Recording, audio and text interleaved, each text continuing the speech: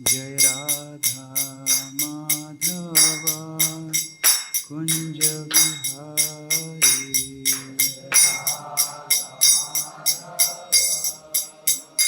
जय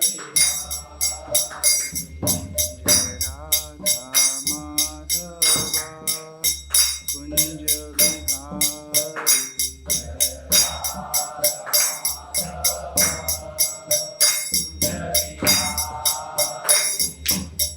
गोपी जना वल्लभ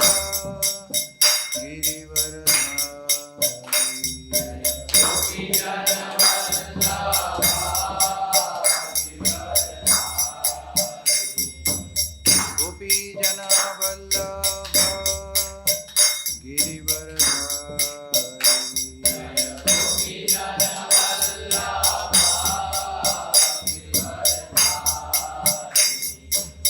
यशोदानंदन व्रज जनरंजन।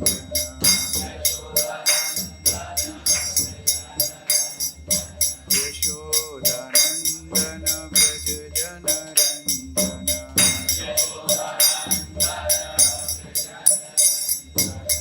Yamuna तीरावनचारी। Yamuna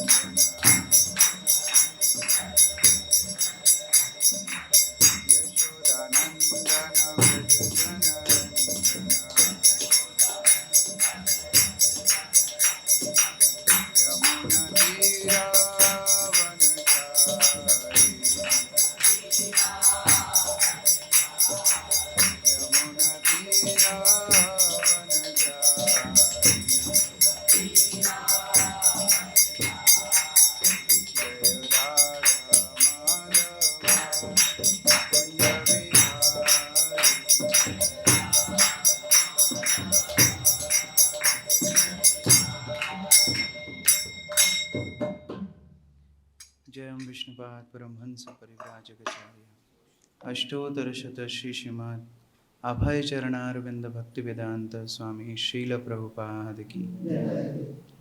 ISKCON BBT founder आचार्य श्रील प्रभुपाद की।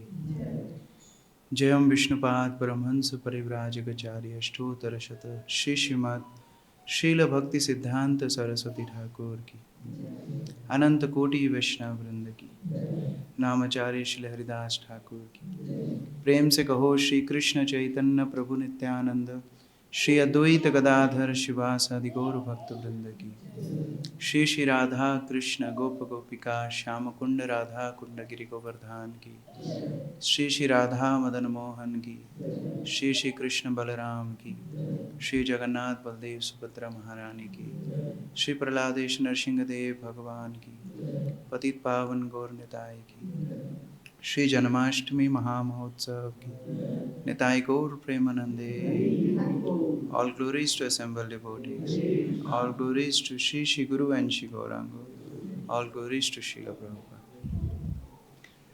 Om Agyantimirandasya Jnananjanashalakaya Chakshurunmilitam Yena Tasmai Shri Gurave Namah. Shri Chaitanya Manobhishtam Sthapitam Yena Bhutale Swayam Rupa Kada Mahyam Dadati Swapadam वन्देऽहं श्रीगुरो श्रीयुतापदकमलं श्रीगुरून् वैष्णवांश्च श्रीरूपं साग्रजातं सहगणरघुनाथान्वितं तं सजीवं साद्वैतं सावधूतं परिजनसहितं कृष्णचैतन्यदेवं श्रीराधाकृष्णपादान् सहगणललिता श्रीविशाखान्वितांश्च नमो विष्णुपादाय कृष्णपृष्ठाय भूतले श्रीमते भक्तिवेदान्तस्वामिनिति नामिने नमस्ते सारस्वती देवे गौरवाणी प्रचारिणे निर्विशेष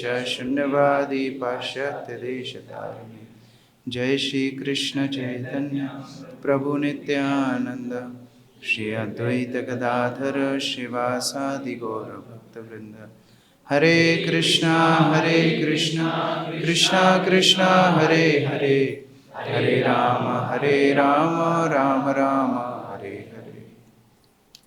हरे कृष्णा। तो जब मैं कीर्तन के बाद बोल रहा था all glories to assembled devotees, तो वास्तव में आप लोग को बहुत बहुत ग्लोरीज है कि जन्माष्टमी के दिन, फास्टिंग के दिन आप लोग यहाँ श्रवण करने के लिए भी बैठे हो। लेकिन वास्तव भाग्य वही है जहाँ हम श्रवण के माध्यम से महोत्सव मनाते हैं। बहुत सारे आयोजन हम लोग बाह्य रूप से करते हैं, लेकिन वो प्रचार के लिए। हमारे लिए लड्डू गोपाल को रस्सी खींचने से ज़्यादा आवश्यक है कि हम लोग यहाँ बैठ कर के श्रवण कर रहे हैं। ये बहुत श्रेष्ठतम मार्ग है जन्माष्टमी मनाने का।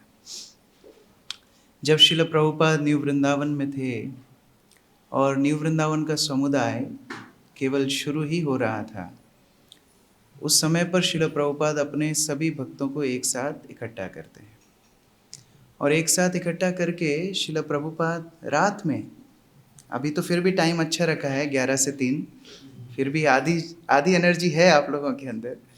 श्रील प्रभुपाद रात में 9-10 बजे के आसपास भक्तों को एकत्र करते हैं और उनको बोलते हैं कृष्ण बुक से पढ़ने के लिए। पहला अध्याय, दूसरा अध्याय, तीसरा अध्याय, चौथा अध्याय। और भक्त लोग सुनते सुनते इतने थक गए, इतने परिश्रम से त्रस्त हो गए कि एक दूसरे के ऊपर गिरने लगे।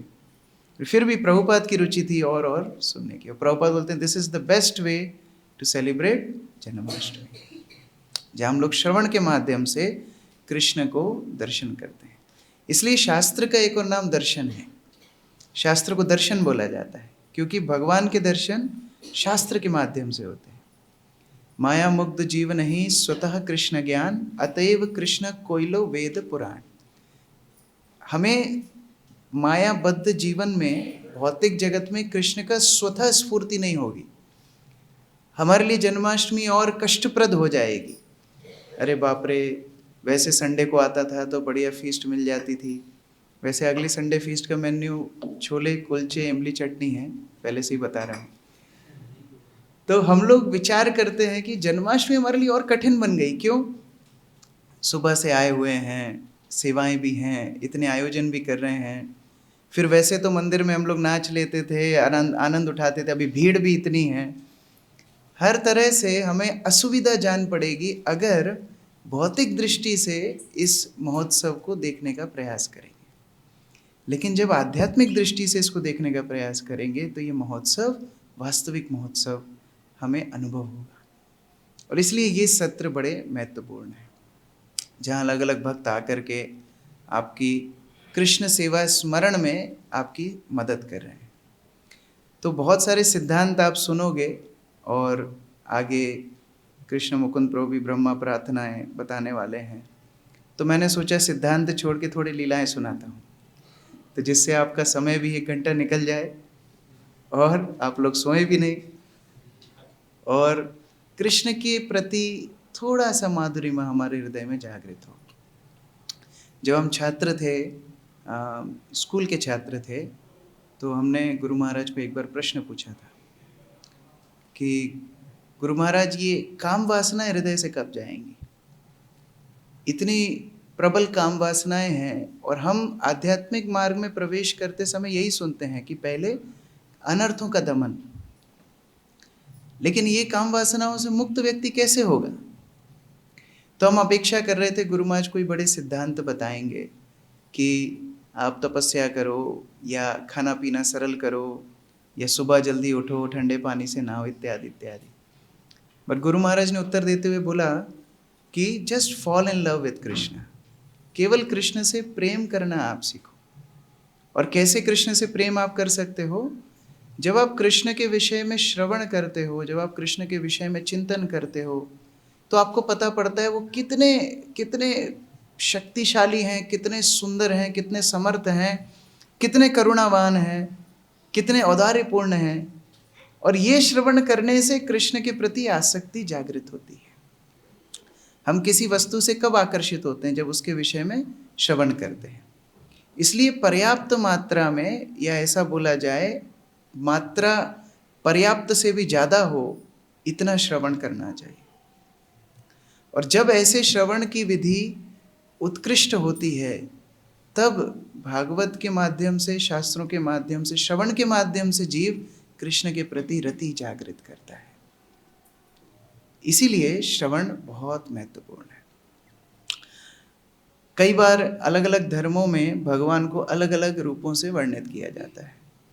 कोई बोलते हैं कि भगवान है, there is some supreme entity, but उन्होंने जगत बना के हमको यहाँ छोड़ दिया, तुम जानो तुम्हारा काम जाने। वो अपना आराम से जी रहे हैं, लेकिन आप लोगों को यहाँ छोड़ दिया। बोलते ट्रांसेंड गॉड, है ना, वो हैं लेकिन अपने धाम में हैं। कोई कोई बोलते नहीं, वो सर्वव्यापी हैं, ब्रह्मन हैं, लेकिन उनको खोजना बहुत मुश्किल है। कोई बोलते नहीं परमात्मा है, खोजना संभव है, लेकिन बहुत प्रयास के बाद, अति योग अभ्यास के बाद, तपस्या के बाद, बहुत साक्षात्कारों के बाद कभी संभव होगा कि भगवान को हम हृदय में दर्शन कर पाएंगे। एक हमारे आचार्य अपनी एक पुस्तक में लिखते हैं, शुरू करते हैं प्रश्न पूछने से। प्रश्न ये पूछते हैं कि जो भगवान नानु अन हनिम, जिनकी कभी हानि नहीं होती, ऐसे भगवान जिन्होंने कभी हानि देखी ही नहीं है। और हम भौतिक जगत में हमेशा हानि ही हानि देखते हैं, है ना। ना ग्लानिम, जो कभी थकते नहीं हैं। वैसे हिंदी में ग्लानि शब्द का अर्थ होता है कि बहुत आत्मग्लानि, है ना, लेकिन यहाँ संस्कृत ग्लानि शब्द का मतलब है जो कभी थकते नहीं हैं।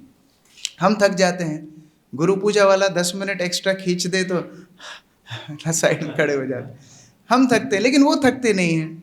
फिर ना निज गृह कृत्यम, बड़ा इंपॉर्टेंट, जो गृहस्थ भक्त यहाँ हैं, अधिकांश गृहस्थी हैं, उनको घर के कामकाज नहीं है। ना गृह कृत्यम, जिनको घर के कामकाज नहीं, इसलिए तो बांसुरी बजाते रहते हैं दिन भर। फिर व्यसनितम ना घोरम, जिन्हें कभी डर नहीं लगता। ना घोरम, जिनको कभी किसी वस्तु का खोने का भी भय नहीं है। ना किल गदनम वेत्ति किमपि, कभी हारने का डर नहीं है, कोई चिंता उन्हें सताती नहीं है, नींद बढ़िया आती है। ऐसे भगवान जो अपने परिकरों के साथ नित्य विहार करते हैं, क्या उन्हें कभी हमारा स्मरण आता होगा कि हम यहाँ पर भौतिक संसार में सड़ रहे हैं? ये प्रश्न है। तो हमारे आचार्य ये चिंतन करने का प्रयास कर रहे हैं कि जो भगवान हर तरह से गुणातीत हैं, जो भगवान हर तरह से मुक्त हैं, जो भगवानों को कोई भौतिक बंधन सताता नहीं है, ऐसे भगवान क्या कभी हमारा चिंतन करते होंगे? ये प्रश्न है। अभी इसका उत्तर देते हुए श्रीमद् भागवत के 11 स्कंद से वो चर्चा करते हैं और बताते हैं कि एक बार द्वारका में, 10 स्कंद से वास्तव में, एक बार द्वारका में एक दूत आता है और वो दूत आकर के सूचना देता है कि जरासंध नाम का एक बहुत बहुत क्रूर राजा है। वास्तव में असुर प्राय है, क्षत्रिय नहीं है, और इतना क्रूर राजा है कि उसने 20,800 राजाओं को बंदी कर रखा है। और ये राजा सारे उसके बंदी गृह से कातर होके प्रार्थना कर रहे हैं कि हे द्वारकापति, आप हमको मुक्त कीजिए। ये कौन बता रहा है? दूत बता रहा है। अभी उसी समय नारद मुनि वहां प्रकट हो जाते हैं, और जब नारद मुनि प्रकट होते हैं तो कृष्ण उनसे जिज्ञासा करते, नारद मुनि आप सब जगह विद्यमान, आप सब जगह भ्रमण करते रहते हो, तो मेरे सखा पांडवों के विषय में कुछ बताइए। तो नारद मुनि बताते हैं, देखो आपके पांडव जो मित्र हैं वो इतने ऐश्वर्यवान हो गए, उनने इंद्रप्रस्थ बहुत अच्छे से सजा लिया है और अब वो राजसूय यज्ञ करना चाहते हैं, तो आपको वहाँ जाना चाहिए। कोई धीरे से बोलता है निमंत्रण तो दिया नहीं। तो नारद मुनि बोलते हैं, आप वैसे भी निमंत्रण की अपेक्षा कहाँ करते हो, रुक्मणी ने कौन सा निमंत्रण दिया था, तो कोई निमंत्रण दे चाहे नहीं दे आप तो जाते ही हो। रुक्मिणी के विवाह में मतलब आपको निमंत्रण थोड़ी दिया गया था। तो अभी विचार ऐसा होने लगा कि कृष्ण अब कहाँ जाएं। एक तरफ 20,800 राजा जो कातर होकर के प्रार्थना कर रहे हैं, और एक तरफ उनके शुद्ध भक्त पांडव जो कि राजसूय यज्ञ कर रहे हैं। स्थिति बिल्कुल हमारे जैसी है। एक तरफ रासमंडल में भगवान अपने परिकरों के साथ नृत्य कर रहे हैं, एक तरफ उज्जैन के भरतपुरी में हम लोग अब दोनों में से भगवान किसके ऊपर ध्यान देंगे? तो हमारे आचार्य बताते हैं दोनों के ऊपर ध्यान देंगे। कैसे? भगवान गए इंद्रप्रस्थ, लेकिन वहां जाके भगवान बोलते हैं कि देखो आप राजसूय यज्ञ तभी कर सकते हो जब जरासंध का वध हो, क्योंकि राजसूय यज्ञ करने का अधिकारी वही व्यक्ति होता है जिसने पूरी पृथ्वी के ऊपर आधिपत्य स्थापित कर लिया हो। तो इसीलिए पहले हमको जरासंध को मारना चाहिए। इसको बोलते हैं एक तीर से दो निशान। तो भगवान यद्यपि हमेशा अपने परिकरों के साथ नृत्य करते हैं, विहार करते हैं, आनंद करते हैं, लेकिन फिर भी वो हमेशा स्मरण रखते हैं कि भौतिक जगत में लोग अभी भी ग्रसित हैं माया से, और इनका मैं कैसे उद्धार करूं, इनको मैं कैसे माया से मुक्त करूं, इनको मैं कैसे अपनी लीला में प्रवेश दूं, ये चिंतन हमेशा भगवान करते हैं, और इसीलिए वो इस धराधाम पर जन्म लेते हैं। तो हमने कल सुबह चर्चा की थी किस तरह गर्ग संहिता में ये वर्णन है, कैसे कंस को ये वरदान था, और वो आज हम सुनेंगे भी कैसे ये वरदान मिला कि विष्णु जिसके मूल हैं वो सभी रूपों अवतारों से या देवताओं से मनुष्यों से कोई भी प्रजाति से उसका वध नहीं होगा। तो ये थोड़ा लेटेस्ट वर्जन था। हिरण्यकशिपु ने ब्रह्मा जी मूल मान करके वरदान मांगा था, ये कंस विष्णु मूल मान करके वरदान मांगा है। और उसी श्रृंखला में देवता विरजा नदी के माध्यम से गोलोक की यात्रा करते हैं, और गोलोक में उनको प्रवेश मिलता है। सुंदर कमल के ऊपर राधा कृष्ण का वो दर्शन करते हैं, सारे अवतारों को श्री कृष्ण के विग्रह में प्रवेश करते हुए देखते हैं। ये सब कल हमने विस्तार से श्रवण किया था। अभी जब देवताओं को भगवान आश्वासन देते हैं कि मैं आऊँगा और मैं अवतार लेकर के आपकी समस्या समाधान करूँगा, तब राधा रानी टेढ़ी नज़रों से कृष्ण को देखती है। अभी समुद्र मंथन की कथा में जब विष पीने के लिए देवता भगवान शिव को प्रार्थना करते हैं, तो भगवान शिव क्या बोलते हैं देवताओं को? रुको रुको, परमिशन लेना पड़ेगी पत्नी से। तो माँ भवानी से पहले परमिशन लेते हैं, चर्चा करते हैं कि देखो ये लोग आए हैं, अब भगवान की संतुष्टि के लिए अगर खुद को संकट में भी डालना पड़े तो डालना चाहिए। माँ भवानी बोलती हैं हाँ कर लो कर लो। तो परमिशन लेके काम किया। राधा रानी बोली कुछ सीखो, वैष्णवानाम यथा शंभु, कुछ सीखना चाहिए आपको। बिना मेरी परमिशन के बोल दिया जाओ जाओ पृथ्वी का भार खाली करो, वहां जाओ, आप अवतार लो, सारे काम निपटाओ, जब तक लौट के आओगे मैं यहाँ मिलूंगी ही नहीं, मैं अपना देह त्याग कर दूंगी। जब ये बात कृष्ण ने सुनी तो बोले मैं थोड़ी अकेले जाने वाला हूँ, दोनों का टिकट बनाया है, दोनों जाने वाले हैं। तो राधा रानी थोड़ी खुश हुई, लेकिन फिर से दुखी हो गई। बोले मैं ये गंदे भौतिक जगत में नहीं जाने वाली, यहाँ पर गोवर्धन नहीं, वृंदावन नहीं, यमुना नहीं, वहाँ जाके मैं क्या करूँगी? कृष्ण बोले उसकी व्यवस्था भी मैंने कर दी है। तो हमारा जो पूरा व्रजमंडल होगा वास्तव में गोलोक वृंदावन का ही अवतरण होगा। वहाँ गोवर्धन होगा, वहाँ यमुना होगी, वहाँ पर व्रज के वन होंगे, और आपकी सेवा करने के लिए कई कई गोपियाँ वहाँ पर रत होंगी। लेकिन वो गोपियों में से अधिकांश गोपियाँ कौन होंगी? कृष्ण वर्णन करते हैं कौन होंगी वो। यद्यपि गोलोक वृंदावन से कुछ नित्य संगनियाँ जाएंगी जैसे ललिता, विशाखा इत्यादि, लेकिन हम लोकल रिक्रूटमेंट भी करेंगे। कुछ ऐसे मेरे भक्त हैं जो बहुत कल्पों से मेरी प्रतीक्षा कर रहे हैं। जब मैं रामचंद्र के रूप से गया था तो उस समय पर मिथिला में प्रवेश करते ही मिथिला की सारी युवतियों का मेरे प्रति आकर्षण हुआ, लेकिन उन सबको सांत्वना देते हुए मैंने आश्वासन दिया आगे जाके मैं आपकी इच्छाओं को पूरा करूंगा। जब भगवान कौशल देश में गए उनके मम्मी के मायके यानी ननिहाल में, तो वहाँ की सारी युवतियाँ स्त्रियाँ राम जी से आकृष्ट हो गई। तब भगवान राम उनको भी बोलते हैं आगे जाके आपकी इच्छाओं को मैं पूरा करूंगा। तो ये पोस्ट डेटेड चेक बांटते जा रहे थे। आगे जब अयोध्या में प्रवेश किए तो अयोध्या की युवतियां ये सोचती थी कि लोकल मैरिज ही होगी, बड़े तो होने दो, बड़े तो होने दो, बड़े तो होने दो। अब बड़े होते ही विश्वामित्र ले गए, विवाह करके ले आए, तो ये सब दुखी हो गई। अरे हम तो बचपन से यही सोच रहे थे, बड़ा होगा तो शादी होगी, बड़ा होगा, ये तो शादी करा के लेके आ गए। तो सारी अयोध्या की युवतियां दुखी हो गई। तो भगवान राम उनको भी आश्वासन देते हैं आगे आपकी इच्छाएं पूरी करूंगा। अभी ये तो ठीक है, युवतियां थी। अब जब भगवान राम दंडकारण्य वन में प्रवेश किए तो वहां कई साधु थे, बड़ी बड़ी दाढ़ी वाले, और ये सभी साधु चिंतन करते थे गोपाल का। और जैसे ही भगवान राम को देखा तो ये सब दौड़ पड़े कि हमारे गोपाल तो आ गए। तो ये सब उनका हाथ पकड़ लिए, बोले अभी हमको जो सीता को आपने जो भाग्य दिया है वो भाग्य हमको भी दो। भगवान बोले तुमने शक्ल देखी आईने में? ये लंबी लंबी तुम्हारी दाढ़ें, ये तुम्हारी जटा, और अगर तुम स्त्री होते भी तो 3 को पहले से पोस्ट डेटेड चेक दे के आया हूँ, अगले अगले अवतार में तुम्हारी इच्छा पूरी करूंगा। तो वो सब भी प्रतीक्षा कर रहे थे। आगे भगवान रामचंद्र जब सीता को वन में भेजते हैं राज्यभिषेक के बाद, तो कितने यज्ञ करते थे, क्योंकि त्रेता युग का युग धर्म क्या था? यज्ञ। तो यज्ञ करते थे। अब हर यज्ञ में एक स्वर्णिम सीता बनाते थे। अब वो सारी स्वर्णिम सीता एक गोडाउन में स्टॉक थी। एक दिन भगवान राम वहां से जा रहे थे तो ये सब रोना शुरू कर दी। तो भगवान राम अंदर गए, कौन रो रहा है? तो ये सारी स्वर्णिम सीताएं रो रही थी। बोले आपने जब हमारे अंदर प्राण प्रतिष्ठा की और हमको मिथिलाधीश की कन्या के रूप में स्वीकार किया, हम सब प्रतीक्षा कर रहे हैं, आपने यज्ञ काम तो पूरा करा लिया, लेकिन आपने हमको भार्या का सुख नहीं दिया। तब भगवान राम बोलते हैं देखो तुमको मिथिलाधीश कन्या के रूप से स्वीकार किया, सीता के रूप से स्वीकार नहीं किया, तो तुम्हारे लिए आगे अगले अवतार में तुमको भी अवसर देंगे। तो ये सारी स्वर्णिम सीताएं भी तैयार थी। और केवल राम अवतार में ही नहीं, बाकी अवतारों में भी जब भगवान धन्वंतरी प्रकट हुए तो वनस्पतियां नाराज हो गई। बोले अब आप अमृत का कलश लेके आ गए, आयुर्वेद को लेकर के आ गए, तो हमारी क्या आवश्यकता है?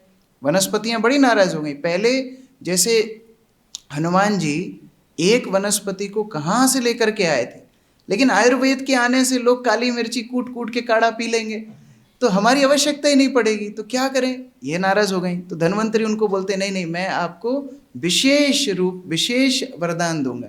तो वनस्पति बोलती है अच्छा विशेष वरदान देना ही चाहते हो, बड़े सुंदर लग रहे हो, हमसे विवाह कर लो।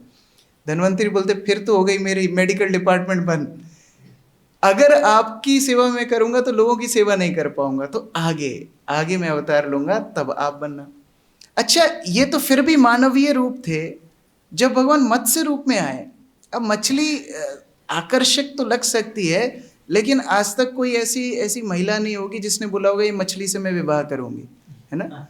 लेकिन जब मत्स्य अवतार भगवान ने लिया तो वरुण की कन्याएं मत्स्य रूप से आकृष्ट हो गई, बोलती है मैं हमसे आपसे विवाह करेंगे। बोले देखो तो सही मैं कौन से रूप में आया हूँ, आगे जब आऊंगा तब आपसे आपकी इच्छाओं को पूरा करूंगा। पृथु महाराज के रूप में आए तो भारष्मति की कन्याएं, भारष्मति की स्त्रियां उनसे आकृष्ट हो गईं।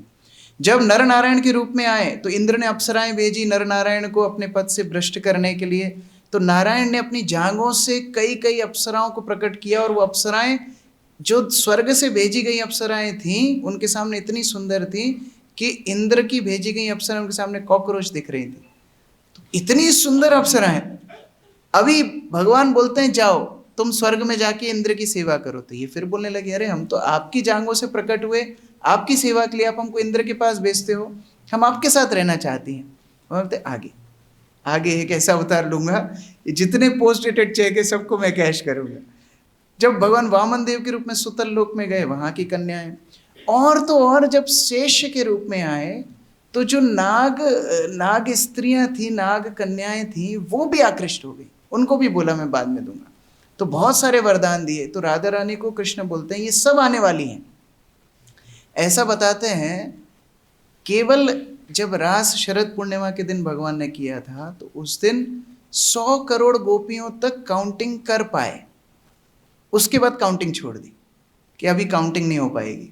100 करोड़ तक गिन पाए, उसके बाद काउंटिंग नहीं कर पाए। इतने भक्तों की इच्छाएं भगवान पूरी कर रहे थे। तो ये चर्चा करते करते गर्ग मुनि बताते हैं कि इस तरह भगवान ने सबको बोला, तुम इसके रूप में अवतार लेना, तुम इसके रूप में जन्म लेना, तुम इसके रूप में लेना, सब देवताओं की ड्यूटी फिक्स कर दी। अभी कंस का इतिहास बताते हैं। कंस था हिरण्याक्ष का पुत्र कालनेमी। समुद्र मंथन के बाद युद्ध हुआ, भगवान ने कालनेमी का वध कर दिया। कालनेमी को शुक्राचार्य ने पुनः जीवित कर दिया संजीवनी विद्या से। कालनेमी जीवित हुआ, उसने तपस्याएं की, ब्रह्मा जी को प्रसन्न किया। ब्रह्मा जी से वरदान मांगा कि मैं हिरण्यकशिपु से थोड़ा ज़्यादा चतुर हूँ, अभी विष्णु जिसके मूल हैं उससे मेरा वध ना हो। ठीक है, ब्रह्मा जी बोलते हैं वैसे कठिन है, लेकिन भगवान ने उस टाइम हिरण्यकशिपु को निपटा ही दिया था, इसको भी निपटा ही देंगे किसी न किसी माध्यम से। तथास्तु, ब्रह्मा जी आशीर्वाद देके चले गए। अभी कंस ने अपना आतंक शुरू किया, इतना शक्तिशाली हो गया था, अभी ढूंढता था प्रतिद्वंदी कौन है। एक दिन नदी के किनारे घूम रहा था, कोई लड़ने के लिए मिल जाए, हाथ में खुजली मच रही थी। उसी समय पर वहां पर तंबू लगा के जरासंध बैठा हुआ था। अभी जरासंध अपनी पिकनिक बनाने वहां था, तो पिकनिक में हाथी वाती लेकर के आया था। उसका हाथी था कुवल्या पेड़, 10,000 हाथियों का उसमें बल था। कई सैनिक उसको जंजीरों से बांध करके रखते थे। कंस लड़ने के लिए गया, उसने सोचा आदमी से क्या लड़ूंगा, हाथी से ही लड़ता हूँ। वो कुवल्या पेड़ हाथी को पकड़ के ध्वस्त कर दिया। जैसे ही उसको हराया, जरासंध बड़ा खुश हो गया। जरासंध ने बोला ये बढ़िया आदमी है। दोनों कन्याओं को लेकर के आया था, उनका विवाह करा दिया। अस्ति और प्राप्ति, कंस का विवाह हो गया। अभी उसने सोचा ये अच्छी बात है, जिधर मैं युद्ध करूंगा कुछ ना कुछ मिलेगा मुझे। तो कुवल्या पेड़ हाथी को जब उसने दास बनाया, अब ये निकला विश्व विजय पर। विश्व विजय पर निकला तो ये गया महिष्मति के राज्य में। 4 राजकुमार थे, चारुण, मुष्टिक, शल, तोशल। उनको इसने एक ऑफर रखा, देखो भाई हम अभी अपना बिजनेस शुरू कर रहे हैं। क्या बिजनेस है? बिजनेस ये है कि हमको युद्ध करना है। जो हार जाएगा, हम मारेंगे नहीं एक दूसरे को, हराएंगे। जो हार जाएगा वो जीतने वाले का सेवक बन जाएगा। अच्छी बात है। युद्ध शुरू हुआ, चारुण, मुष्टिक, शल, तोशल को चारों को हरा दिया, अपना सेवक बना लिया। अभी टीम में कौन कौन हो गए? कुवल्या पेड़, चारुण, मुष्टिक, शल, तोशल। अगला ढूंढा कैंडिडेट दुविधा। दुविधा वानर भगवान राम के समय का वानर था, बड़ा शक्तिशाली था, उसको हराया, अपना दास बनाया। ऋषिमुख पर्वत पे केशी को हराया। हराते हराते इसने देखा कि पर्वत बड़े अच्छे हैं और थोड़ा सा वेट लिफ्टिंग करते रहना चाहिए योद्धा को, है ना। तो थोड़े चुटपुट जो वेट लिफ्टिंग करते हैं, कितना उठाते होंगे? 20 किलो, 30 किलो, 50 किलो, ज़्यादा से ज़्यादा हमने रिकॉर्ड शायद 300 पाउंड्स का सुना है, राइट? ऐसे ही कुछ है। उसने सोचा अपन कुछ बड़ा करके दिखाते हैं। उसने महेंद्र पर्वत को उठाया। अब वेट लिफ्टिंग कर रहा है, बार बार नीचे रख रहा है। 1 बार उठाया, 2 बार उठाया, 3 बार उठाया, 100 कर लिए उसने पूरे। जब 100 काउंटिंग पूरी हो गई तो पता पड़ा ऊपर परशुराम बैठे थे। अब परशुराम नीचे आए, बोले ये कौन फ्री में ऊपर नीचे कर रहा है हमको। नाराज हो गए और बोलते अरे तू कीड़े जैसा, कीड़ा बोल करके बोल, तू कीड़े जैसा मनुष्य, तू हमको इस तरह परेशान करता है, तुझे पता नहीं मैं कौन हूँ? ये मेरे हाथ में जो धनुष है, ये भगवान विष्णु ने शिव जी को दिया था, और ये धनुष से त्रिपुरा राक्षस का वध हुआ था। ये धनुष से मैं तेरा वध कर दूंगा, अगर तुझे बचना है तो इसकी प्रत्यंचा चढ़ा करके बता। कंस ने धनुष उठाया, प्रत्यंचा तुरंत चढ़ा दी। परशुराम इतने खुश हुए, लेकिन बोले देख मैंने तो बोला तुझे मारूंगा, मैं क्षत्रियों को 21 बार हरा चुका हूँ। तो कंस गिर के बोलता है देखो देखो मेरा जन्म क्षत्रिय परिवार में हुआ, क्षत्रिय थोड़ी हूँ, मैं असुर हूँ। खुद ही बोलता है मैंने ऐसे ऐसे काम किए हैं, मैं क्षत्रिय रहा नहीं, मैं असुर हो गया। तो असुर को तो मारा नहीं है आपने, तो आप एक काम करो, मुझे आश्रय दो। तो परशुराम मुस्कुराने लगे, बोले ये धनुष रख, ये धनुष जब तक तेरे साथ रहेगा स्वस्थ तंदुरुस्त तू रहेगा, और ये धनुष अगर किसी ने तोड़ दिया तो वही तेरा वध करेगा। अब कंस की कथा सुनाते सुनाते 3 अध्याय निकल गए। तो ये गर्ग संहिता नारद मुनि बहुलाश्व राजा को सुना रहे। तो बहुलाश्व राजा ने बीच में हाथ उठाया, आप ना थोड़ा राधा कृष्ण के बारे में सुनाओ। ये कंस के बारे में सुनने में इंटरेस्ट नहीं हमारा। जो पहले सुना रहे थे गोलोक वृंदावन में राधा रानी आएंगी, गोवर्धन आएगा, यमुना आएगी, वह तक तो अच्छा लग रहा था। अभी कंस ने किस किस को मारा, कैसे कैसे पछाड़ा, कैसे कैसे अपने टीम मेंबर ने, ये सुनने में हमारा इंटरेस्ट नहीं है। अच्छा ठीक है। तो फिर बहुलाश्व को नारद मुनि राधा रानी के विषय में बताते हैं, राधा रानी के जन्म की कथा बताते हैं। आप लोगों को पता है मैं वो लीलाएं सुना रहा हूँ जो भागवत में नहीं है, गर्ग संहिता में। तो कई लीलाएं तो सेम ही हैं, लेकिन कई लीलाएं अलग हैं, तो वो हम चर्चा कर रहे हैं। राधा रानी का जन्म हो गया। अभी गर्ग मुनि आए, कृष्ण और बलराम का नामकरण करने के लिए। नामकरण हो गया। जब नामकरण हो गया तो सूचना फैली कि कृष्ण और बलराम का नामकरण हुआ। किसने किया? गर्ग मुनि ने किया। ये बात पता पड़ी वृषभानु को। तो वृषभानु की जिज्ञासा हुई कि हम भी गर्ग मुनि से थोड़ी मिलना चाहिए। इतने बड़े ये महात्मा हैं, साधु हैं, जिन्होंने कृष्ण बलराम का नाम दिया है। तो वृषभानु जो राधा रानी के पिता हैं, वो आके गर्ग मुनि से बातचीत करते हैं। बोलते हैं, गर्ग मुनि आपको पता है हमारी एक कन्या है? बोले हाँ पता है। आप इसके बारे में कुछ बताइए। तो गर्ग मुनि आह्लादित हो गए। वो बताने लगे, आपकी पुत्री कौन है आपको पता है? जितनी समग्र शक्ति है उसकी स्रोत श्रीमती राधा रानी है। और जो कृष्ण का मैं नामकरण करके आया हूं, ये इनके नित्य संगी हैं। और कृष्ण सारे विष्णु अवतारों के स्रोत हैं। और आगे जाके आपको विवाह कराना है राधा रानी का कृष्ण से। तो वृषभानु बड़े प्रसन्न हो गए। अरे वाह, ये तो बहुत बढ़िया बात है। और फिर गर्ग मुनि बताते हैं, आपकी लड़की का जो नाम है राधा, वो सामान्य नाम नहीं है। रा अर्थात रमा, वो लक्ष्मियों की स्रोत है, अर्थात भगवान की श्रीदेवी शक्ति। आ अर्थात आदि गोपी, भगवान की लीला शक्ति। धा मतलब धरा, अर्थात भगवान की भू शक्ति। और आ विरजा को संबोधित करती, अर्थात विरजा शक्ति। सारी शक्ति राधा के अंदर समाहित है और केवल ये कृष्ण की ही संगिनी बन सकती है। तो वृषभानु बोला, ठीक है, जब ये बड़े होंगे तो हम आपको बुलाएंगे, आप इनका विवाह करा देना। गर्ग मुनि बोले, ये मेरे बस की बात नहीं है। मैं नाम वाम रख सकता हूं, लेकिन ये विवाह संस्कार राधा और कृष्ण का मैं नहीं करा सकता। बोले कौन कराएगा? सबसे उत्तम कोटि का ब्राह्मण जो है वो करा सकता है। अब पूरे ब्रह्मांड में सबसे उत्तम कोटि का ब्राह्मण कौन है? ब्रह्मा जी। वहीं से शुरू हुआ। तो ले ब्रह्मा जी खुद आएंगे और विवाह कराएंगे। ठीक है। यहाँ एक दिन नंद महाराज, अभी कृष्ण एकदम छोटे से ही हैं, गोदी में ही हैं, गोदी में लेके कृष्ण को लेकर के जा रहे हैं। चलते चलते चलते भांडीर वन में पहुंचे। भांडीर वन में जैसे ही प्रवेश किया, तूफान आने लगा, पेड़ गिरने लगे, इतनी भयंकर हवाएं चलने लगी, बारिशा होने लगी। तो कृष्ण को कस के, जैसे एक छोटे बच्चे को बचाने का प्रयास नंद महाराज कर रहे हैं, कृष्ण को बचाने का प्रयास कर रहे हैं। उसी समय पे उन्होंने देखा कि मानो करोड़ों सूर्य उदित हो गए हों, और देखा कि एक नीले वस्त्र पहन करके एक सुंदर युवती कन्या वहां पर खड़ी है। कौन है वो? श्रीमती राधा। उनके हाथ में कमल था जिसकी 1000 पंखुड़ियां थी, उसको घुमा रहे थे। तो नंद महाराज विस्मित हो गए, अरे इस लड़की तो कभी देखा नहीं। वो राधा रानी के शाश्वत रूप था, किशोरी रूप में राधा रानी आई थी। और नंद महाराज इतने आकृष्ट हो गए कि नंद महाराज प्रणाम करने लगे। राधा रानी नंद महाराज को आशीर्वाद देती हैं और नंद महाराज को बोलती हैं, ये जो आपके गोदी में जो पुत्र है, ये साक्षात श्री कृष्ण है, जो समग्र सृष्टि के स्रोत हैं। आप हमको इनको दे दीजिए कुछ समय के लिए।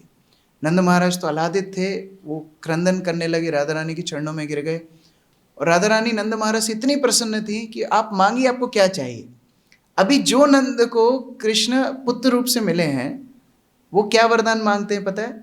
वो राधा रानी से मांगते हैं कि आप ऐसा आशीर्वाद कीजिए कि हमें भक्तों की संगति जन्म जन्म तक मिलती रहे। तादिर चरण सेवी भक्त सनिवास, जन्म जन्म करी यही अभिलाष।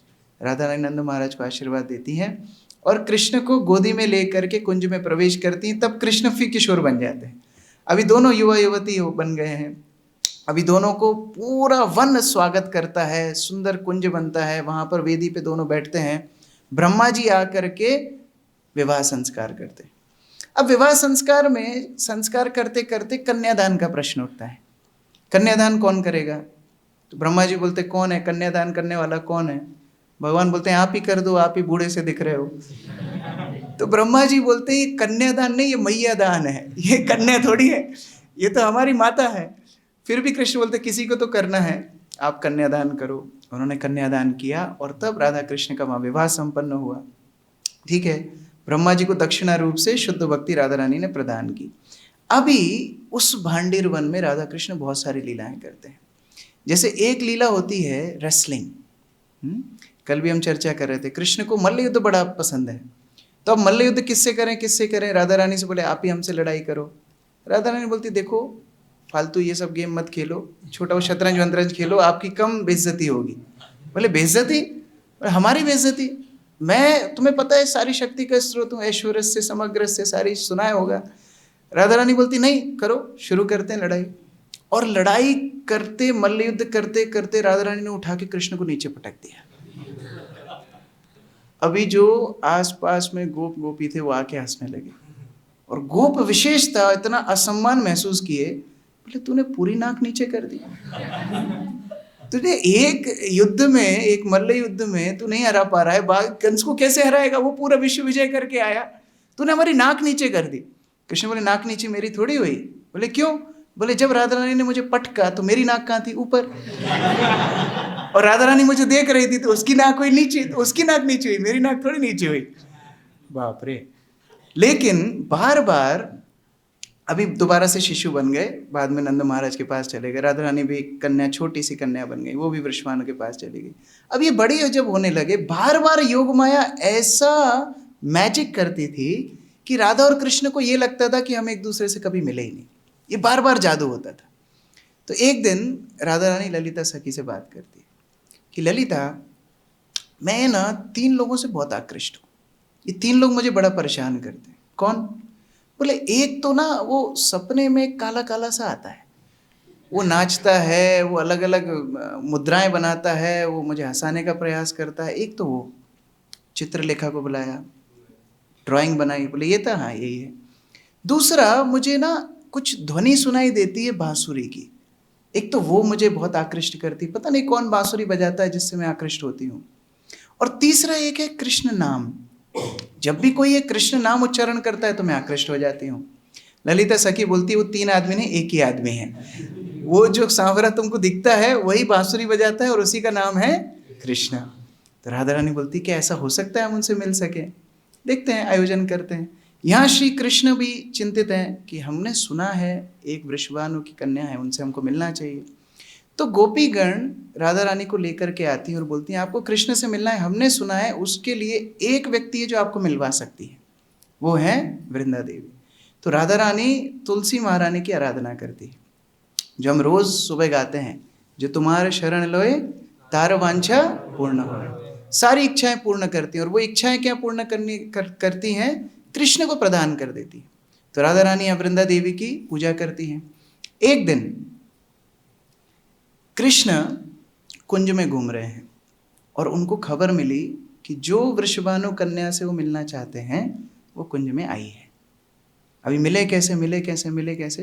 तो एकदम एक गुप्त अंधेरे वाली जगह थी कुंज के अंदर, क्या बहुत सारे वृक्षों ने ऊपर से आवरण कर लिया था, तो अंधेरा हो गया था। वहां जाकर कृष्ण छुप गए। अभी राधा रानी और अपनी गोपियों के साथ जब वो खेल रही थी तो हाइड एंड सीक का खेल खेलने लगी। तो हाइड एंड सीक में उन्हें ऐसी शर्त रखी, हम सब छुपेंगी और एक गोपी ढूंढेगी, और अगर उस एक गोपी ने एक भी गोपी को ढूंढ लिया तो ताली बजाई जाएगी और सबको बाहर आना है। ये गेम था। ठीक है, सब छुपे। अब राधा रानी छुपने लगी, कहाँ छुपू। वो जाके वही कुंज में गई छुपने के लिए। अभी यहाँ वो गोपी ढूंढना शुरू करती है। अभी जब राधा रानी उधर गई, अब आप कोई अंधेरे कमरे में एकदम से जाते हो तो पहले तो कुछ नहीं दिखता, धीरे धीरे दिखना शुरू होता है। तो जब राधा रानी को थोड़ा थोड़ा दिखना शुरू हुआ तो उनको 2 गोल गोल आंखें दिखी एकदम उनके सामने। अरे ये क्या है? जब राधा रानी ने थोड़ा पास जाकर के देखा तो कृष्ण वहां पर ऐसे राधा रानी को देख रहे थे मानो विश्व में आज तक इतना सुंदर कोई वस्तु देखी ही नहीं है। और जैसे ही राधा रानी ने एक बार बोला अरे आप कौन है, वो बात सुन के, वो ध्वनि सुन के कृष्ण का ऐसा हालत हुआ, वहां पर वो मूर्छित हो गए। और इतने में बाहर ताली बजा दी। अभी राधा रानी सोचने लगी अगर मैं बाहर नहीं गई तो ये ढूंढते ढूंढते यहाँ आ जाएंगी, तो सारी पोल खुल जाएगी और मैंने कुछ किया नहीं, मेरे ऊपर केस बनेगा, पुलिस केस। मैंने कुछ किया नहीं, ये लड़का कहाँ से आया, कहाँ से बेहोश हो गया, मैंने कुछ किया नहीं। तो राधा रानी मदद करना चाहती थी लेकिन मदद ना किए बिना बाहर निकल गई। ये चिंता थी, अरे कुछ हो गया, वो लड़का जीवित है कि मर गया कि क्या हुआ। फिर ललिता सखी को भेजती, ललिता सखी बोलती नहीं अभी खेलना कूदना शुरू कर दिया उसने, कुछ नहीं हुआ उसको। तो इस तरह बार बार ऐसा होता था कि भूल जाते थे कि ये लोग आपस में एक दूसरे को जानते हैं। इसी बीच दुर्वासा मुनि का व्रज में आना हुआ। दुर्वासा मुनि को सब डरते थे कि ये जहाँ जाएंगे थोड़ी भी गड़बड़ हो गई तो श्राप दे देंगे। अभी कौन सेवा करेगा, तो राधा रानी को आगे कर दिया। राधा रानी ने मिट्टी से ही कुछ वस्तुएं बनाई, मिट्टी का लड्डू, जैसे छोटे बच्चे खेलते हैं ना, मिट्टी का लड्डू, मिट्टी की रोटी, मिट्टी की सब्जी की कटोरी, ये सब बना के दिया। और दुर्वासा मुनि को जब हाथ में दिया, दुर्वासा मुनि बोलने लगे मिट्टी का बना के दिया है, लेकिन राधा रानी इतनी छोटी इतनी सुंदर दिख रही थी कि दुर्वासा मुनि उनको मना नहीं कर पाए। तो मिट्टी का लड्डू जब उन्होंने अपने मुख में रखा, अमृत के समान टेस्टी। अभी जो वस्तु खा रहे हैं वो देखने में मिट्टी लग रही है, लेकिन खाते खाते दुर्वासा मुनि एकदम आह्लाद में भर गए, इतना सुंदर, इतना स्वादिष्ट। उन्हें आशीर्वाद दिया कि हे राधा रानी, आपको मैं आशीर्वाद देता हूँ, आप जिसके लिए भी रसोई करोगी वो हेल्दी वेल्दी वाइस, वो कभी बीमार नहीं पड़ेगा, उसको सारे ऐश्वर्य रहेंगे और हर तरह से वो निपुण रहेगा हर कार्य में। ठीक है, आशीर्वाद मिला। ये खबर फैल गई, पहुँचती पहुँचती यशोदा माता के पास पहुँची। उन्होंने ऑनलाइन फॉर्म भर दिया, कुकिंग करना है तो कहाँ आके करना है, कृष्ण के लिए करना है। अब राधा रानी आकर के कुकिंग करने लगी।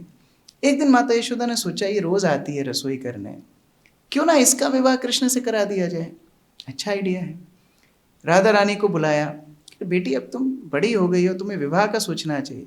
राधा रानी बोलती नहीं नहीं नहीं नहीं, अभी मैं बढ़िया घूमती फिरती हूँ, अपने हिसाब से जीती हूँ, विवाह कर लिया तो सास ससुर की जिम्मेदारी वो मेरे से नहीं होगी। यशोदा माता बोलती सास ससुर थोड़ी, वो तो माता पिता ही होते हैं, तुझे बेटी की तरह रखेंगे, क्योंकि वो खुद के बारे में बोल रही है और पब्लिसिटी कर रही है। नहीं नहीं, तुझे बिल्कुल अच्छे से रखेंगे। तो राधा रानी बोलती नहीं, मुझे मम्मी पापा से पूछना पड़ेगा। यशोदा माता बोलती तेरा हाथ दिखा, हाथ दिखा के हल्दी लगा देती, हाथ पीले कर देती, रजिस्ट्री। बोले कहीं गई और कोई प्रपोजल मिल गया तो गड़बड़ हो जाएगी, तो यही हाथ पीले कर दिए, बोले जा अभी जाके पूछ लेना। राधा रानी गई, बरसाना के नीचे पहुंची। कुपिन बोला अरे ये क्या हो गया, तेरी रजिस्ट्री हो गई? हाँ हो गई रजिस्ट्री। यशोदा माता ने हाथ पीले कर दिए, बोले कृष्ण से विवाह करना है। नहीं नहीं नहीं नहीं नहीं नहीं, इतने जल्दी विवाह नहीं करना, अभी तो कैरियर बनाना है, बहुत कुछ करना है, इतने जल्दी थोड़ी विवाह करना है। तो एक काम करे, हाथ को धो ले। तो जो पुखर थी वहां पर हाथ को धो दिया, लेकिन फिर भी कुछ पीला पीला लगा हुआ था। वृषभानु और कीर्तिदा ने पकड़ लिया, तो कहाँ से आई तू? नंद भवन से। वो माता यशोदा ने पीला हाथ कर दिया। अभी वृषभानु कीर्तिदा पहले से ही तो गर्ग मुनि से सुने थे कि विवाह करना है किसके साथ, कृष्ण के साथ। बोला उनकी तरफ से भी प्रपोजल आ गया, हम तो सोच के ही बैठे थे, तो चलो जल्दी जल्दी कर देते हैं। उन्होंने प्रस्ताव भेजा, तो खूब सारे मणि जवाहरात, खूब सारे बहुत सारे उपहार भेजे। हम लोग बार बार चर्चा करते हैं कि नंद महाराज के पास कितनी गाय थी? 9 लाख। वृषभानु के पास 11 लाख थी, वो ज़्यादा अमीर थे। तो इन्होंने ज़्यादा रत्न इत्यादि भेजे। यशोदा माता देख के उनका मुंह फटा का फटा रहेगा, अरे बाप रे, इतना कुछ भेजा, हम कहाँ से भेजेंगे, हमारे पास तो इतना है ही नहीं, हम कैसे भेजेंगे? तो कृष्ण बोलते मैया चिंता मत करो, अभी व्यवस्था करता हूँ, आपका एक मोती दो। यशोदा माता का एक मोती लिया, जमीन में गाड़ा, पानी डाला, पेड़ निकला, उसमें मोती लग गए। उन मोतियों को एक बक्से में भर के भेजा। खूब प्रसन्न हो गए। तो वृषभानु कीर्तिदा भी खुश हो गए, चलो दोनों तरफ से नक्की हो गई। अभी वृंदावन में कुछ भी होता था तो मेन गाइड काउंसलर थी पूर्णमासी। पूर्णमासी को पूछने जाएंगे। पूर्णमासी को पूछने के लिए गए कि देखो हमने फिक्स कर लिया है राधा कृष्ण का विवाह हम करेंगे। तो पूर्णमासी सोचने लगी लो कर लो, अभी खत्म ही हो जाएगा, ये परकीय रस जो शुरू होने वाला था उसकी पहले ही बैंड बजाने वाले हैं लोग। तो पूर्णमासी बताती नहीं नहीं अच्छा है, जोड़ी आप लोगों ने अच्छी बनाई है, लेकिन अभी ना अच्छा मुहूर्त नहीं है। अभी आप शादी कराओगे ना तो इन दोनों का हो सकता है बिलगाव हो जाए, तो अभी शादी मत करवाओ, कुछ समय बाद करवाना, तब तक इनको बड़े होने दो। ठीक है, पूर्णमासी की बात मान गए। अब कृष्ण अलग अलग आयोजनों से राधा रानी को मिलने के लिए जाते हैं। एक बार बरसाना में गए और मोर की आवाज़ निकालने लगे। राधा रानी तो समझती है मोर नहीं है, चोर है, इसकी आवाज़ तो मैं पहचानती हूँ। तो छुप के गई, और सामान्यतः कीर्तिदा सुंदरी को सब बता के जाती थी, लेकिन इस बार बता के नहीं गई, क्योंकि अगर बता के जाऊंगी तो मम्मी पूछेगी कहाँ जा रही हूँ, तो बिना बता के गई, बोले तुरंत आ जाऊंगी। बरसाना के पास में एक कंदरा में अंदर गए, बातचीत करने लगे। यहाँ कीर्तिदा ढूंढी, कहाँ है कहाँ है कहाँ है कहाँ है, ढूंढते ढूंढते ढूंढते ढूंढते वहाँ पहुँची। पहुँच करके देखा अंदर से आवाज़ आ रही है राधा रानी की। तो जैसे ही पट खोलने लगी, कृष्ण सच के मोर बन गए। तो राधा रानी कीर्तिदा बोलती अरे बेटी तुम यहाँ कैसे? बोले ये मोर चिल्ला रहा था, रो रहा था, तो मैं इसका ध्यान रखने के लिए यहाँ पर आई। चलो बाल बाल बचे। आगे जाकर के ऐसी कई घटनाएं हुई जिस माध्यम से छुप छुप के कृष्ण को राधा रानी से मिलना पड़ता था। एक दिन राधा रानी अपनी सखियों के साथ मथुरा जा रही हैं दही इत्यादि बेचने के लिए। तो एक नाविक के रूप से कृष्ण वहाँ बैठे। अभी सारी गोपियां नाव में बैठ गई। नाव में बैठने के बाद कृष्ण नाव चलाने लगे और एकदम बीच नदी में आके नाव रोक दी। अरे मैं तो बहुत थक गया, अब आगे नहीं चला पाऊंगा, मुझे बहुत भूख लग रही है, बिना खा करके तो मैं यहाँ बेहोश होने वाला हूँ, और मैं गिर जाऊंगा तो पूरा नाम तुम्हारे ऊपर आएगा, क्योंकि मेरी नाव हड़पने के लिए तुमने मेरा मर्डर कर दिया। अरे बाप रे, बहुत खतरनाक आदमी है ये। तो जितना दही मक्खन जितना भांडों में रखा था वो सब कृष्ण को खिला दिया और सारा खा गए सपाट। जितना बेचने जा रही थी सब खत्म। अब बोलते अब तो चला। बोले अब इतना खाने के बाद कोई चलता है क्या? अभी तो मैं सो रहा हूँ, तुमको दबाने हो तो मेरे पैर दबाओ। तो दो गोपियों ने पैर पकड़े, बोले इसको नदी में ही फेंक देते हैं हम। बोले खा लिया, अभी नाटक कर रहा है। बोले नहीं नहीं नहीं, चला रहा हूँ। फिर थोड़ी देर चलाने लगे तो बहुत भयंकर तूफान आया, और तूफान में भगवान का थोड़ा अंगवस्त्र उड़ा तो उनकी बांसुरी दिख गई। तो पकड़ा, अरे ये तो वही है, ये तो गड़बड़ करता है। तो बार बार ऐसे अलग अलग माध्यमों से प्रयास करते थे।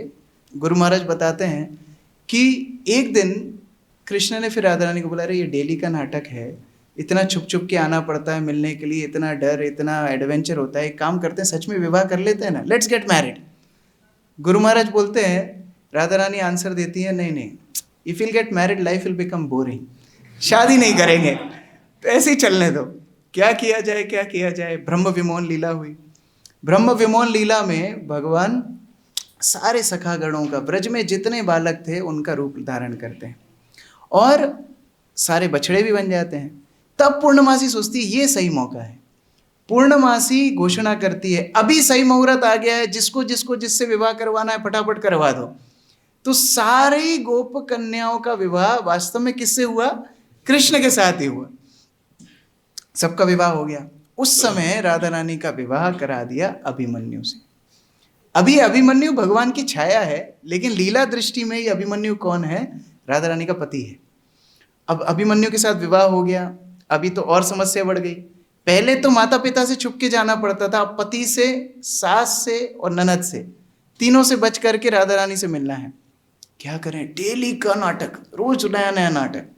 एक दिन अभिमन्यु को लगा ये कुछ ना कुछ तो होता है, मुझे खबर आती है कि कोई तो मिलने आता है राधा रानी से, फिर भाग जाता है, रोज मैं पकड़ने का प्रयास करता हूँ। एक काम करते हैं, यहाँ से हम दूर चले जाते, ट्रांसफर ले लेते हैं, हम मथुरा शिफ्ट हो जाएंगे। मथुरा शिफ्ट होने ही वाले थे कि उनने सोचा पूर्णमासी से एक बार पूछ लेते हैं। पूर्णमासी को अभिमन्यु बोलते हैं, मैं राधा रानी को लेकर के मथुरा जा रहा हूँ, यहाँ व्रज में ना कुछ चल रहा है, मैं समझ नहीं पा रहा हूँ, कुछ तो चल रहा है, कुछ गड़बड़ चल रही है, तो मैं मथुरा शिफ्ट हो जाता हूँ।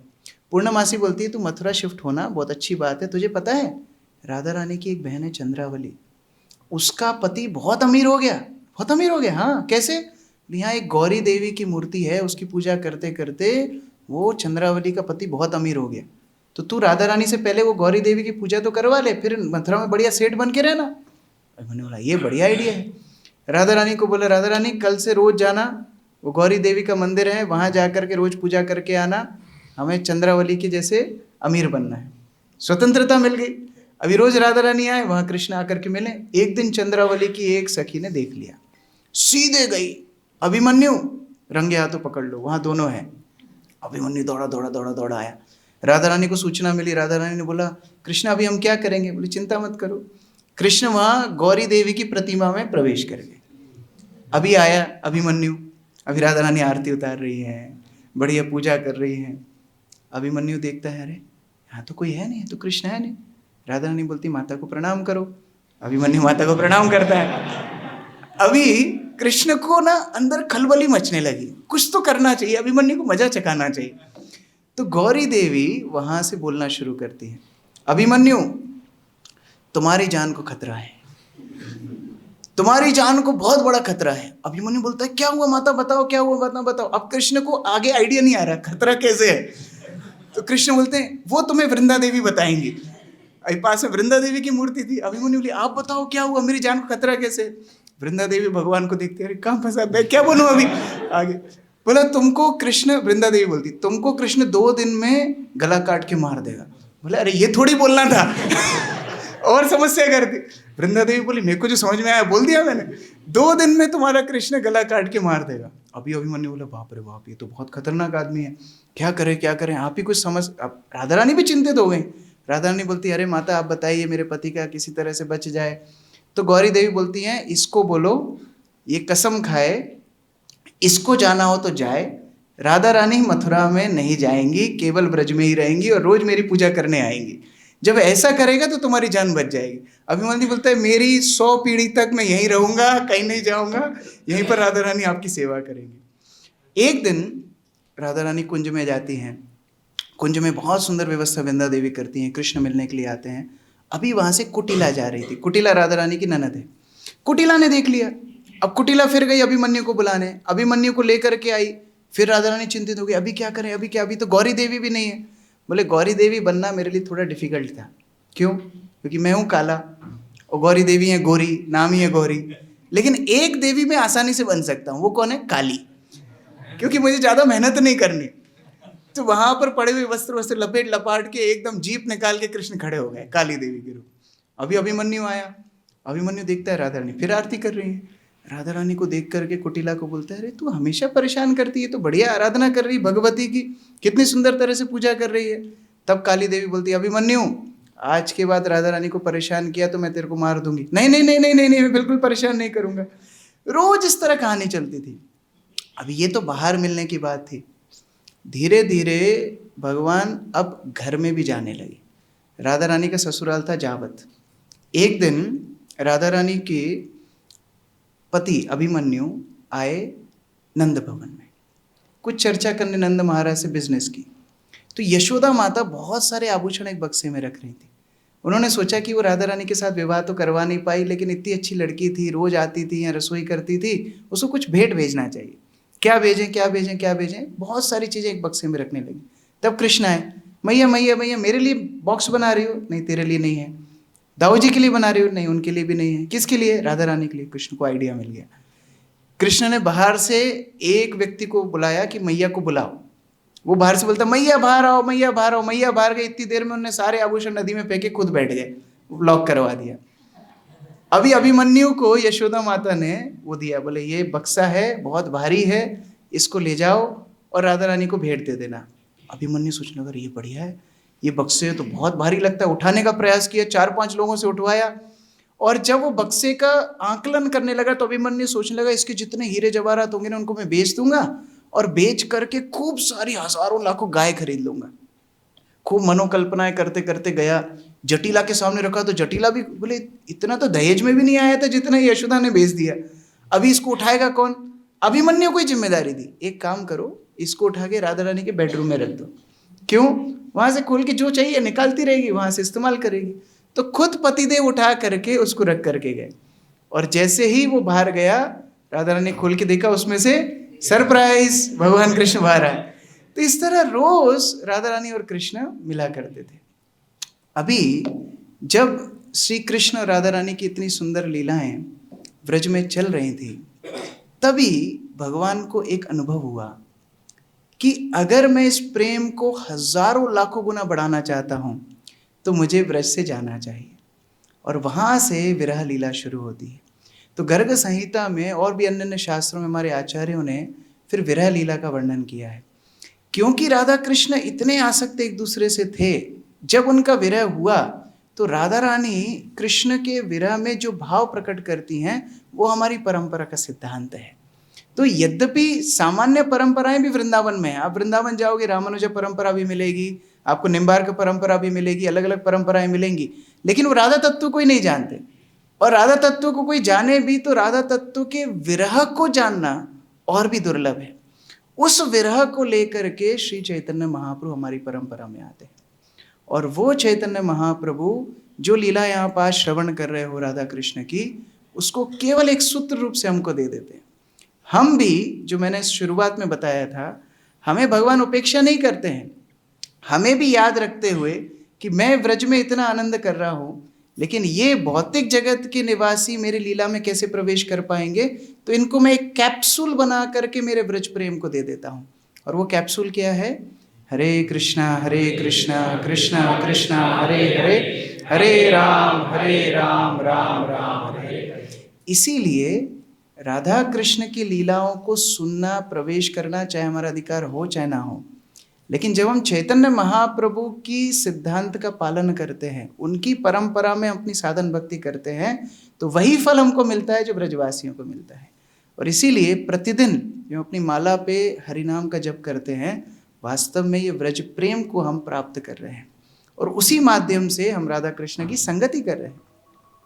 हम लोग चैतन्य चरितामृत आपके फ़ोन में निकाल लीजिए, मध्य लीला 15वां अध्याय, CC 15-17, 15वां अध्याय चैतन्य लीला, चैतन्य चरितामृत, मध्य लीला 15 अध्याय, 17 नंबर श्लोक।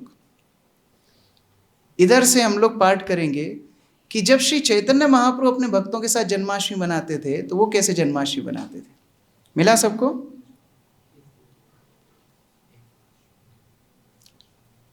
मिला?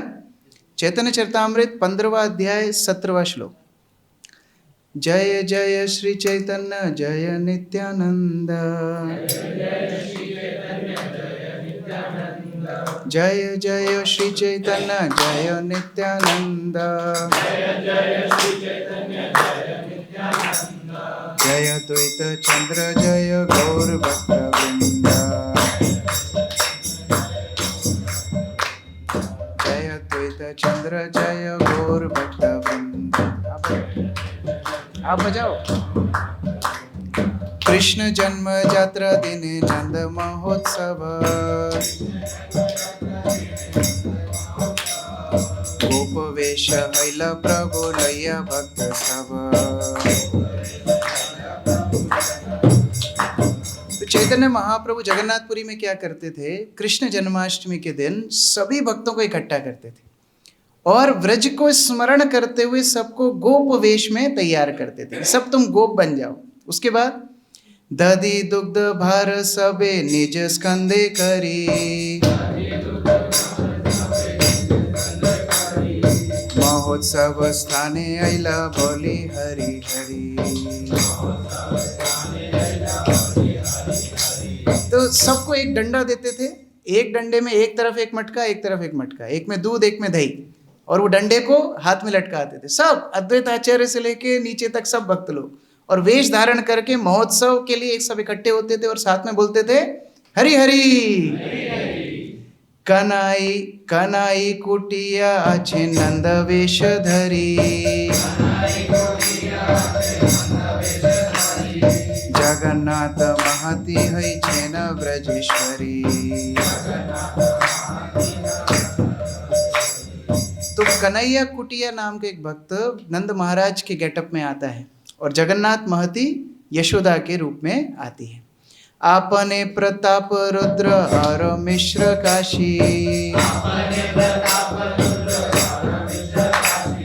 सार्वभौम और पड़ी छपात्र तुलसी।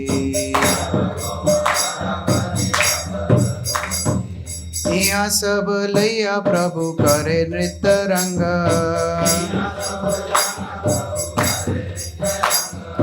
दधि दुग्ध हरिद्र जले भरे सभा रंग।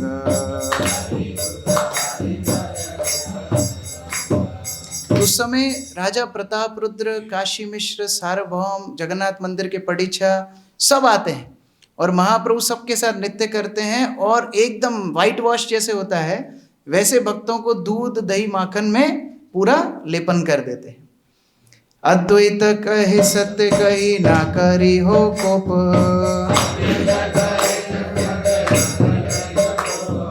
लगुड़ फेराई ते पारो तभी जानी गोप।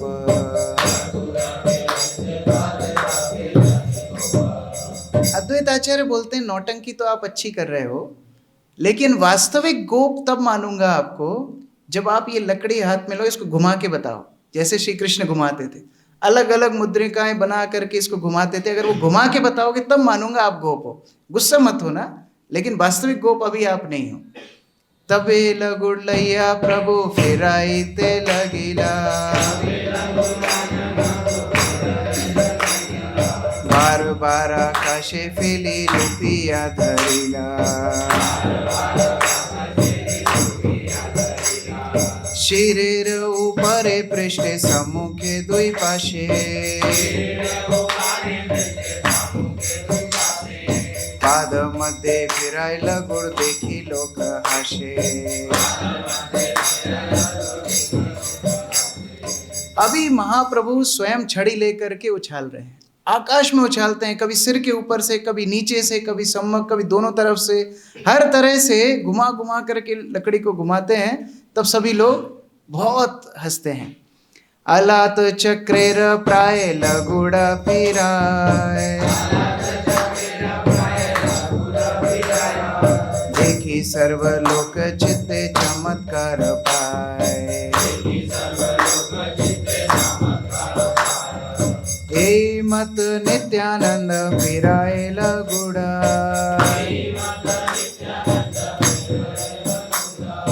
के बूझिबे कहाँ दुहार गोप भाव गुड़ा। अभी महाप्रभु इतना सुंदर रूप से इस छड़ी को घुमा रहे हैं कि नित्यानंद प्रभु से भी रहा नहीं गया, उन्होंने भी एक छड़ी लेकर के घुमाना शुरू किया। दोनों कृष्ण बलराम हैं और दोनों पूर्ण रूप से गोप भाव में निमग्न हो गए। तभी प्रताप रुद्र आज्ञा पड़ी छा तुलसी,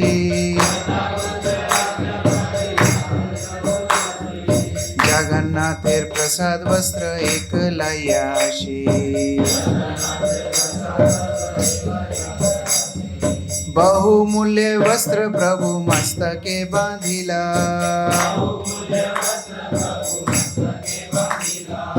आचार्यादि प्रभुर गणे पराइला।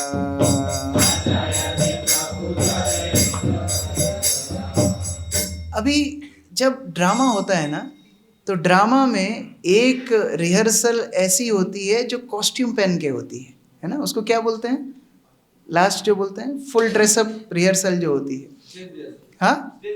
हाँ स्टेज तो है बट विथ कॉस्ट्यूम्स, क्योंकि ना वो भावना तभी आती है। अभी कोई 20 साल का लड़का है, उसको दादू बनाया तो दाढ़ी वाड़ी नहीं होगी तो दादू वाला भाव नहीं आएगा उसका। हाँ dry run not good word, but ये कॉस्ट्यूम वाला। तो प्रताप रुद्र सोचने लगे ये लोग एक्टिंग तो बहुत अच्छी कर रहे हैं, कॉस्ट्यूम भी होना चाहिए। तो जगन्नाथ मिश्र ने जगन्नाथ के जो वस्त्र थे वो वस्त्र इत्यादि मंगवाए और सबको बढ़िया गोप बालक जैसे फेंटा बांधते हैं, जैसे कमरबंद बांधते, वो सब बांध करके तैयार हो गए। और ये देख करके अब जो जगन्नाथ महती और कानिया जो नंद और यशोदा बने थे, उन्होंने सोचा हमको भी कुछ करना चाहिए। तो उन्होंने किया, कनाई कुटिया जगन्नाथ दुई जन,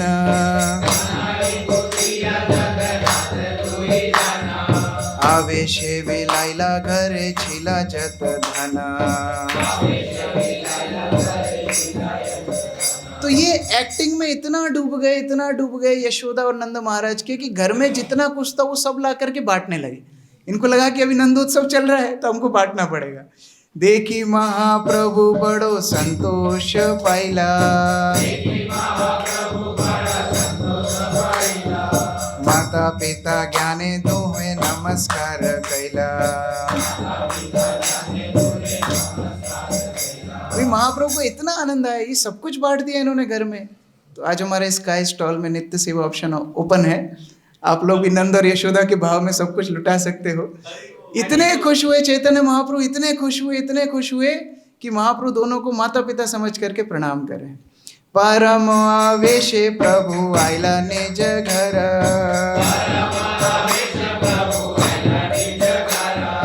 हे मत लीला करे गौरांग सुंदर।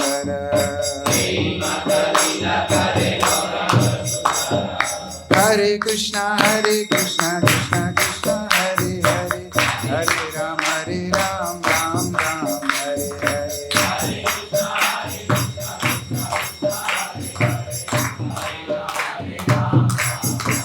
हरे कृष्णा कृष्णा कृष्णा हरे हरे, हरे राम राम राम हरे हरे।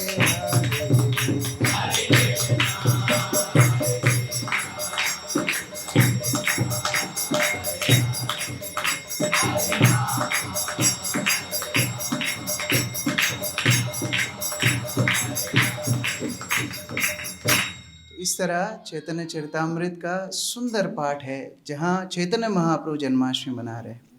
लेकिन आज से ठीक 60 वर्ष पहले इसी दिन, जन्माष्टमी के दिन, एक वैष्णव अकेला जन्माष्टमी मनाता है। उनके साथ कोई भक्त नहीं है, उनके साथ कोई विग्रह नहीं है, उनके साथ कोई मृदंग करताल नहीं है, उनके साथ कोई भी व्यवस्था नहीं है। और वो वैष्णव कौन है? श्रील प्रभुपाद। ठीक 60 वर्ष पहले, आज ये 60वीं वर्षगांठ है, श्रील प्रभुपाद जलदूत के ऊपर जन्माष्टमी मनाते। और स्थान उस समय पर जितने कैप्टन इत्यादि जहाज पे वाहक थे, उन सबको अपने हाथ से रसोई करके खिलाते हैं, उन सबको कृष्ण लीला के ऊपर उपदेश करते हैं। व्रज की जन्माष्टमी छोड़ के श्रील प्रभुपाद जहाज में जन्माष्टमी मनाते हैं, जिससे आज हम जन्माष्टमी मना पा रहे हैं। ये श्रील प्रभुपाद का कृतित्व है। और श्रील प्रभुपाद अगले दिन अपनी व्यास पूजा भी जहाज के ऊपर मनाते हैं। और जलदूता डायरी में लिखते हैं कि मैं वृंदावन को बड़ा स्मरण कर रहा हूँ, मुझे राधा दामोदर, गोपीनाथ, मदन मोहन का बड़ा स्मरण आ रहा है, और इस विरह में मेरे एकमात्र आश्रय है श्री चैतन्य चरितामृत। तो उस तरह श्रील प्रभुपाद को हम आज स्मरण करें, जिनकी वजह से हमको जन्माष्टमी का अवसर मिला, जिनकी वजह से हमको चैतन्य महाप्रभु मिले, और वो चैतन्य महाप्रभु को स्मरण करें जिनकी वजह से हमको राधा कृष्ण मिले। हरे कृष्णा। श्रील प्रभुपाद की जन्माष्टमी महामहोत्सव की। निताई गौर प्रेमानंदे। हरे।